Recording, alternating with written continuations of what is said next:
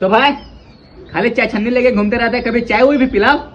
चाय पीना है? हाँ एकदम पीना है। अगर तुम मेरा एक सवाल का जवाब दे दिया तो चाय क्या तुम्हें बिस्किट भी खिलाएंगे। अच्छा बताओ क्या सवाल है। अच्छा बता तो छन्नी के किस क्षेत्र से तुमको देख रहा हूँ।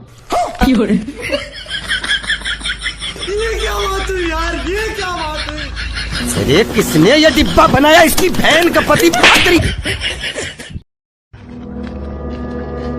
सुरेश भाई, दोस्त बनाओ तो हमेशा काले बनाओ। काले क्यों?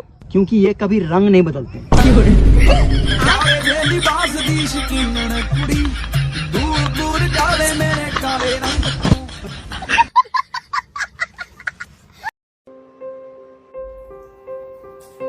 भाई पढ़ ले, तुमको पता है ना, अगर तुम फेल हो गए तो पापा तेरे लिए सब्जी का ठेला लगवा देंगे।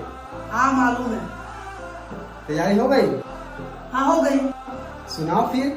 आलू ले ले, भिंडी ले ले, प्याज ले ले, लौकी ले ले।